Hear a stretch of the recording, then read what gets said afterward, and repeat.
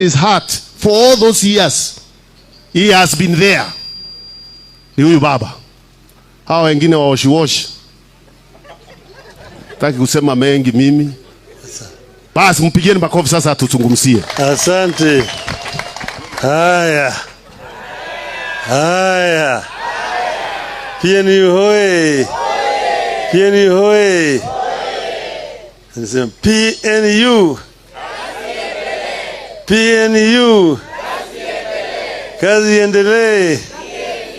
Kazi endelee. Asante sana. Kiongozi wa PNU na viongozi wengine wote ambao wamefika hapa siku ya leo. Viongozi wa PNU pande hii, hamjambo. Hamjambo tena. We've come at the invitation of Mr. Munya kwa hii hafla ya leo ya PNU. And we are very happy to be here today. Because PNU is part of our history of multi-party democracy. And as you know, members or the founders of PNU were with us at the inception of multipartyism in this country. The fight for multipartyism in Kenya was a very, very hard and bloody one. And many Kenyans lost their lives in doing that struggle. So the day when ultimately Kanu went to Kasarani and the declaration was made to remove that section 2A, was a historic day for Kenyans. They said tutoe ile section 2A pia Nyala alisema tuwache hawa watu. And then we were Ford exploded. Kenyans were everywhere on the streets. So after that, parties came up. Since that time, it was first originally only Ford. Then came DP. Eventually Ford split into Ford CD, Ford Kenya, and so on and so forth. But then we moved on, and we ensured when we were writing our new constitution to state in there that Kenya is a multi-party democracy. This was because of the period that Kenyans went through a very bloody dictatorship of single party. And we said, never again will Kenyans agree to go back to that kind of situation. So I'm happy to be here when PNU is celebrating 15 years. It reminds me of my late friend, Emilio Mwai Kibaki, a great Kenyan by all the standards. Mwai Kibaki was a very simple person. You talked to Kibaki and a man of very few words. He did not speak many things. And after you say something by which he does not agree with, just say, huyo ni mjinga. Yamesema ni mpumbavu huyo tu. Wachana na yeye. So, past Kibaki was in DP, when Ford, eventually Ford Kenya, and so on. But ultimately, we decided to come together. We decided to come together because of historical reasons. When Moi was trying to impose leadership in the country, we said no to Moi. And we met, and it took us a long time to come together. Ultimately, we agreed we were going to come together. But the problem was who was going to lead this coalition. Everybody wanted. We were 7 of us. We said ourselves we are going to Uhuru Park. And we want to go there and tell the Kenyans who is the leader. Oh, let's go there today and tell them we are going to come back in 2 weeks and tell you who is the candidate. I knew that that was not going to work. So when we went back, when we went to Uhuru Park, I had the last word as the leader of the LDP. And I must have the courage to say, no, si Mzee Kibaki anatosha. The whole field went wild. Kibaki tosha. Kibaki tosha. And that's what the people were waiting for. And after that, NAC came together and brought the people of Kenya together. And we then went to elections and we won the elections. They said in leading international journals and papers, including New York Times and the Times of London, that Kenyans were the most optimistic people in the world at that time. Kenyans believe yote inawezekana. Why? Because they said they were unbogable. They were unbogable. And that was the spirit of NAC. Unfortunately, because Kibaki had suffered the accident, Kibaki was infirm. Some opportunists took charge and created an ideology of split. These are basically the elites around Kibaki. They're the ones who created the blood in NAC, which ended with the eventual split of NAC. And that is why we had a problem at Bomas of Kenya. And then why we ended up with oranges and bananas. And then since we ended up with ODM and PNU. I'm giving you that history to know that PNU and ODM have one common origin. They are children of NAC that we had formed. So I come to you here as a leader of a sister party, ODM and PNU are sisters. Okay? And but there's nothing wrong with party splitting. It's a normal thing. Even if you go to Europe, you have these things. Even in the USA, it's the same thing. And parties profess different ideologies. But that is the need. That is the what you call the diversity of society that we need. Pluralism. If you go to the UK, you've got the Liberal Party, you have the Democratic, you have the Labour Party, you have the Conservative Party. The US, there are several political parties. You want to hear of the Republicans and the Democrats, but there are very many other political parties in the United States of America. So we have here in our place, we get to form a coalition that we call Azimio. Azimio is a coalition of several political parties that have come together. And this is because of our current political history and situation. And Azimio is as strong as its constituent parties are strong. A house cannot be strong without strong pillars. Hiyo hema pale mko hapo haiwezi kusimama kama hakuna hizo mlingoti ambaye imeshika hizo pembe. So the stronger PNU, the stronger Jubilee, a stronger Wiper, a stronger NAC Kenya, and a stronger ODM, a stronger DAP equals to a stronger Azimio. And that's why you've seen ODM launch membership drive.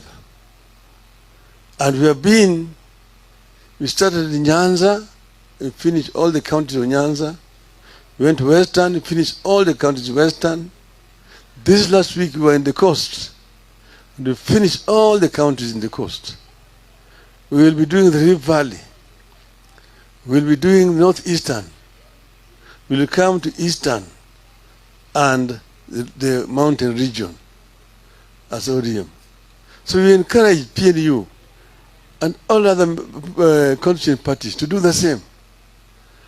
This way, as BMIO will become strong, if these constituent parties are strong, there are areas you call the strongholds of PNU. So when I go there, I don't talk about PNU. When I go there, I just encourage members there to be PNU. And I also say ODM is also available. Like this Saturday, I'm going to be in Meru. You're good with Munya. Yes, he's going to be there next week. When I go there, I'll send his greetings. He'll do the same wherever he is. Wherever I've been to, I've conveyed greetings of all the leadership of Azimio. This is where we are. But currently, this regime is failing because of poor advice. Because of poor advice. And I want to give them a free advice. You know, when we came to government, we found a government that was bankrupt. Kibaki himself was sick, but he could give us advice on what to do in his sickbed. But we were there, implemented what we agreed on as our policies. Look, for example, we had promised the people that we are going to implement a free primary education from day one. When we entered, we found a bankrupt economy. But Kibaki told us, because we had promised this to the people, we must implement it. We must implement it. He was in this sick bed when he was talking to me. And I went and told our people, we must implement free primary education this first term. It was January. And we started implementing free primary education from the first year that we went into government, because it was a promise.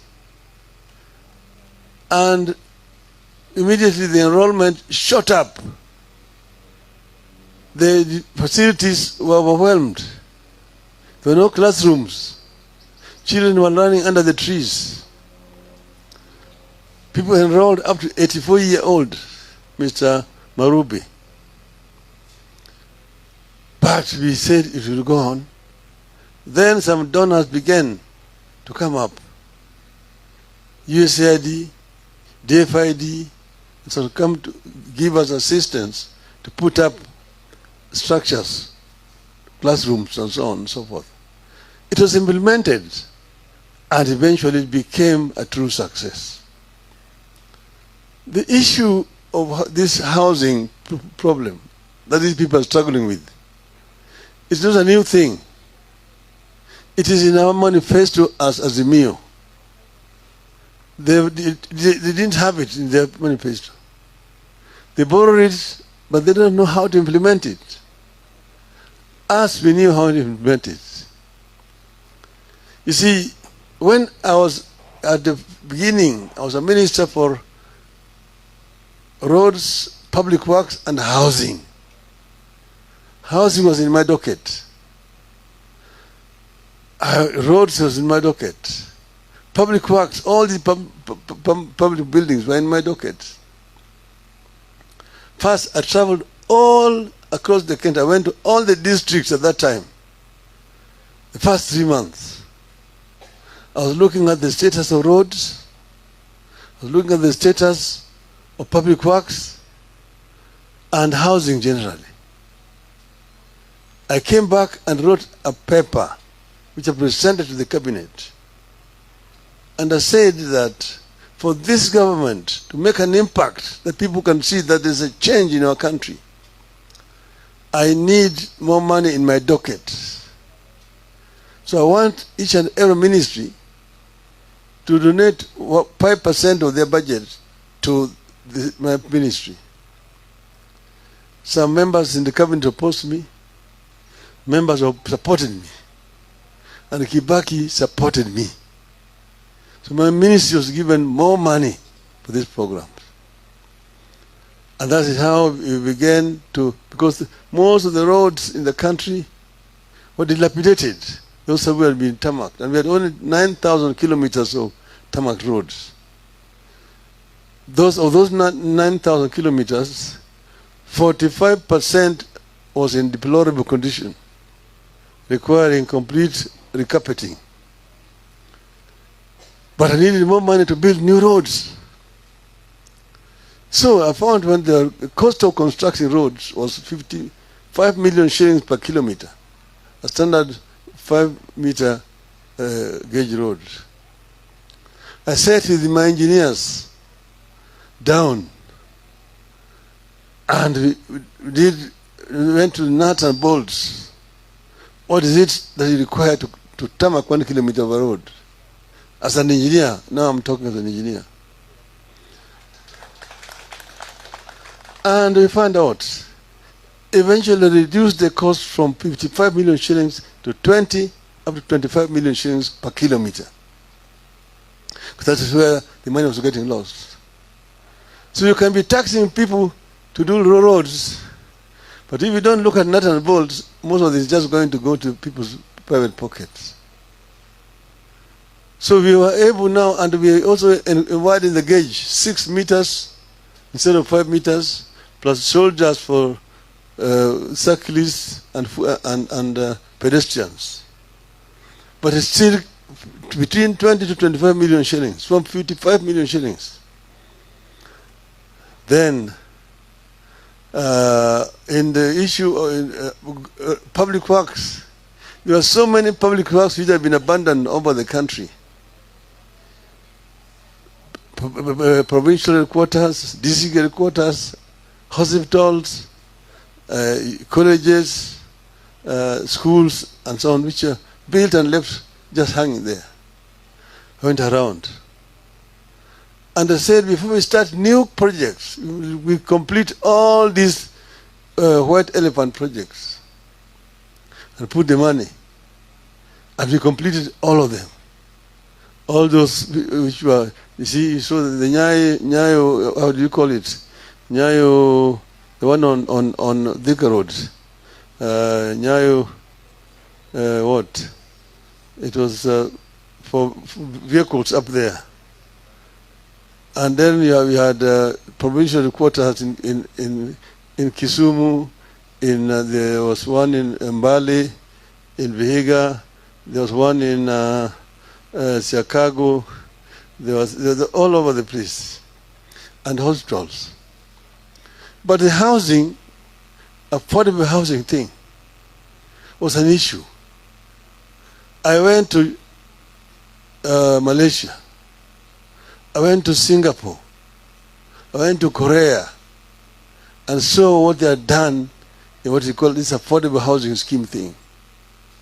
I came back here and revised the housing policy, how to roll out this housing program.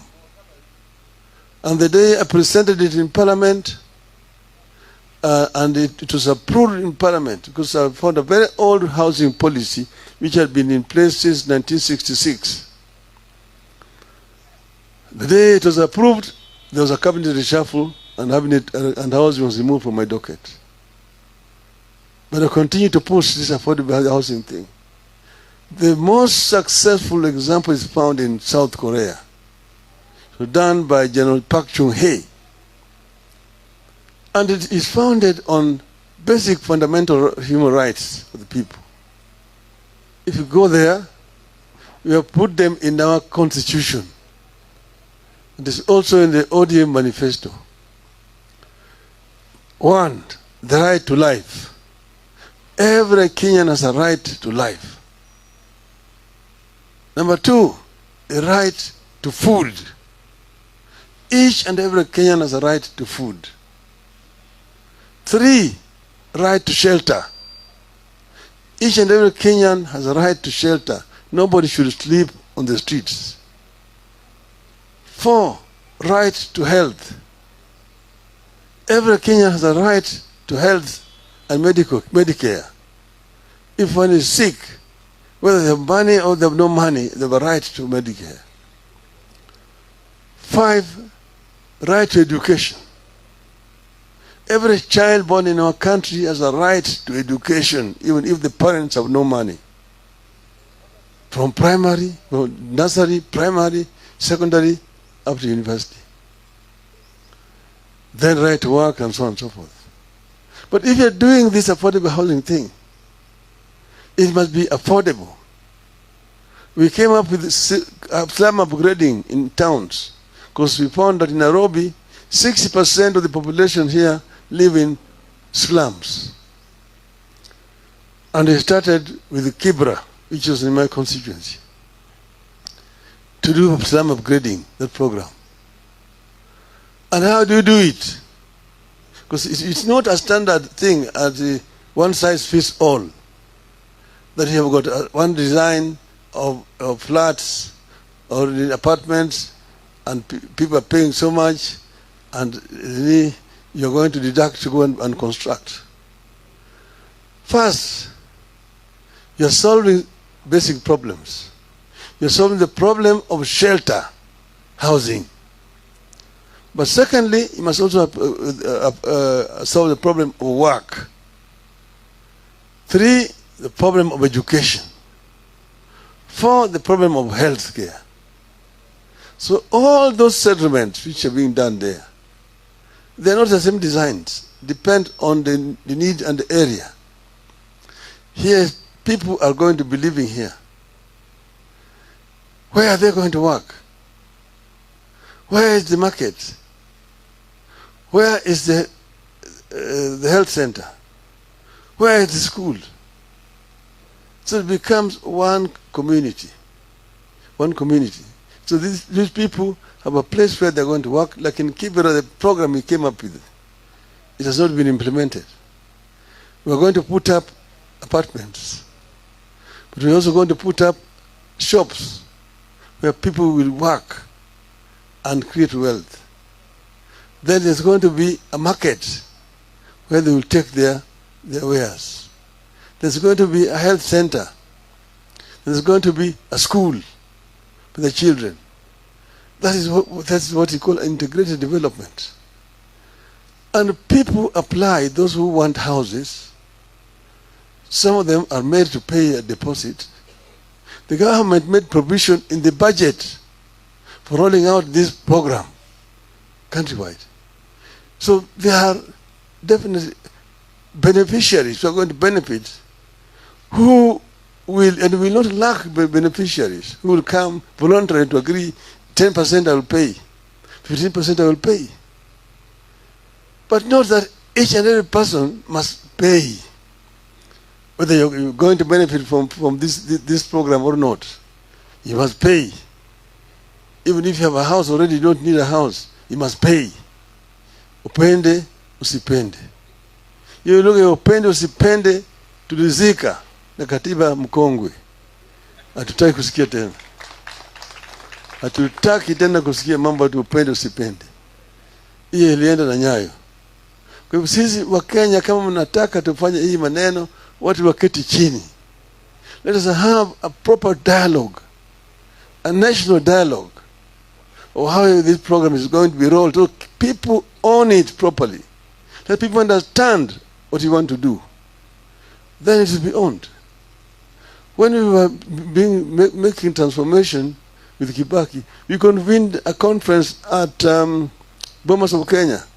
1 week, we called the Kenya We Want. The Kenya We Want. And people dialogued and agreed what needed to be done in our country. But then we also set up a think tank, which is called NESC, National Economic and Social Council, which was a think tank with people, experts from Malaysia, from Singapore, from Korea, from Britain, and we had also experts from within the country here. NESC was meeting once every 3 months to come up with ideas. It's through NESC that we came up with the Vision 2030. It's through NESC that we came up with the idea of SGR, LabSet, this Konza city, ICT city in Konza, tourist centers, economic processing zones. Those were thought out clearly, things which were clearly thought out, how they are going to be rolled out in the country. Think tank, I mean, NES was meeting every 3 months, co-chaired by Kibaki and myself. Most of the time, Kibaki will chair the first meeting, but I will chair all the other meetings. I chaired the last NESC meeting in February 2013.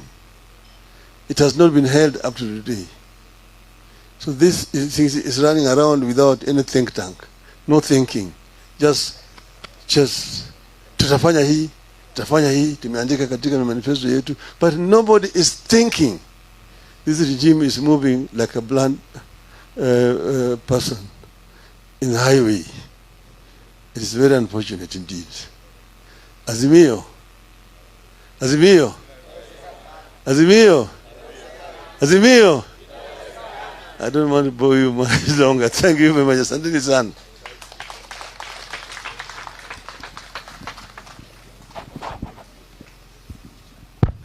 Thank you. Pigieni baba makofi.